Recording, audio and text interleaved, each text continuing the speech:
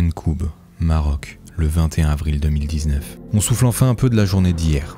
Ici au Maroc, la notion de temps n'est absolument pas la même que chez nous. On est loin du stress de l'heure à proprement dit. La journée démarre quand le soleil se lève et elle se termine quand il se couche. On arrive à se situer dans le temps par rapport au retentissement des chants en provenance des mosquées et on n'a pas besoin de plus. Lâcher prise de cette façon-là, ça fait tellement du bien. On prend le petit déjeuner dehors, tranquillement, sans aucune pression. On refait le monde avec Balou, puis on décide de prendre la route sur les coups de midi. On mettra une bonne demi-heure à sortir du village et surtout à trouver la bonne piste à emprunter pour pouvoir continuer sur notre itinéraire. Le but, c'est que l'on atteigne le Djebel Sagro. Ce sont les montagnes rouges que tu vois en face. En tamazigh, qui est un dialecte qui provient de la langue berbère, Sagro signifie sécheresse. Il faut savoir qu'ici l'air est extrêmement sec. Cette partie du Maroc ne bénéficie pas, à l'inverse des montagnes qui sont plus à l'ouest, d'un air humide, car l'océan se trouve beaucoup trop loin de ces montagnes.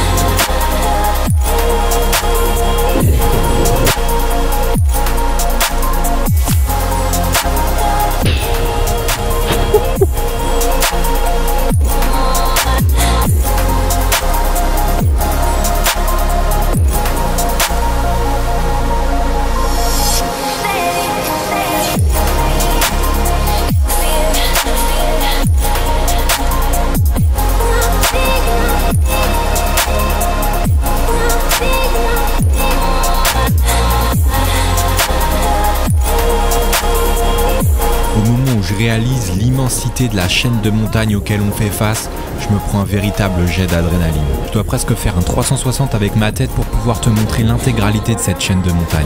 C'est gigantesque, je t'assure, et je peux te dire qu'on se sent vraiment petit face à ça.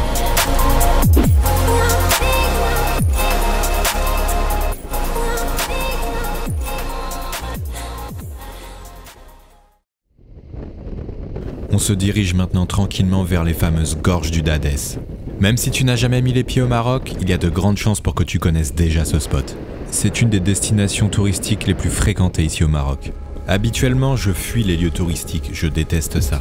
Mais comme on aime rider les belles courbes, on est obligé de passer par là et de voir ce que ça donne. Par contre, j'espère que ça sera pas blindé de monde. Mais vu l'heure, on a peut-être un coup à jouer.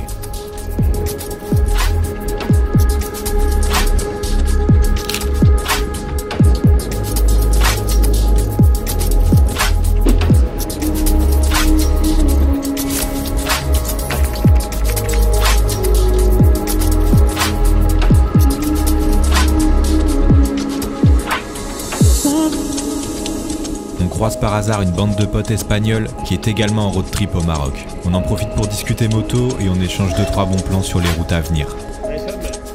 Thank you. Going to do this. Yes. ¿Y este piste está bueno? No hemos ido por ahí. Hemos hecho Okay. Y esta parte no la hemos hecho. Está bien. ¿Y dónde vas? Ahora. Sí. We did Iceland with them too. Yeah. Ah, yes. And you like it? La pista hace tanto kilomètres. Bon, visuellement le col est magnifique, y a rien à dire. Après je t'avoue, je m'attendais à quelque chose de beaucoup plus long que ça.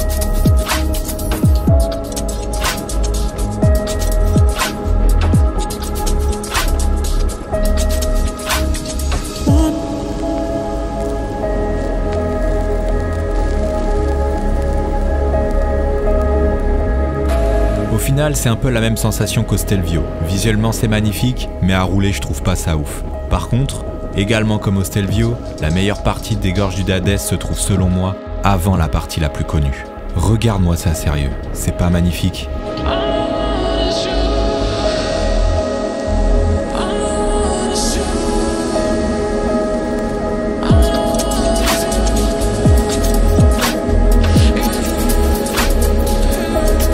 Là, il y a vraiment de quoi se faire plaisir. Mais d'une manière générale, il faut toujours que tu roules ici en ayant bien conscience que la route est dégueulasse.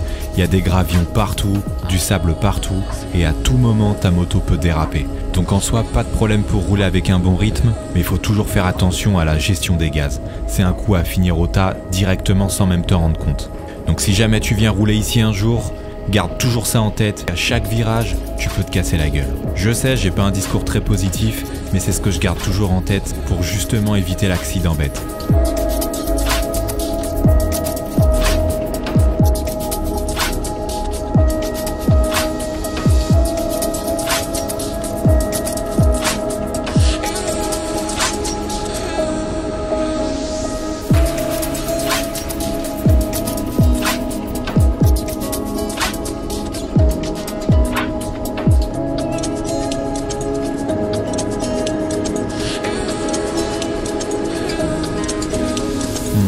Le temps semble se dégrader. Vu l'heure, je pense qu'il va pas falloir que l'on commence à attaquer les nouveaux cols. Ça risque d'être un problème pour nous et on risque de se retrouver coincé dans une tempête. On va essayer de trouver un endroit où dormir pour cette nuit et idéalement au pied de ce col de montagne.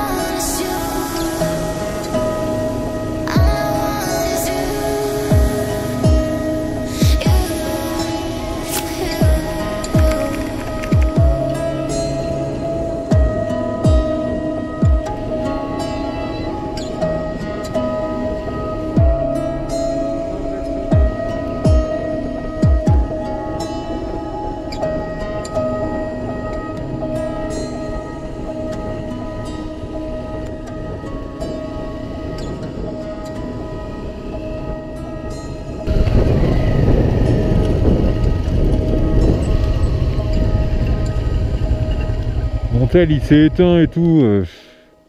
Il se met léger là. Il neige là? Ouais, Là c'est Twisted. Ok. La piste. Je pense que c'est de la piste. Lui, là il va bientôt faire nuit. ouais, dans une bonne demi-heure je pense. C'est ça que ça serait raisonnable. C'est vrai que c'est peut-être pas raisonnable, sachant qu'il est en train de neiger en plus à moitié. Ouais. Et que ça se couvre et que j'ai l'impression qu'on monte un col pour redescendre après. On va aller voir là, ce sera peut-être mieux. C'est-à-dire que je touche pas avec mes amortos de merde là.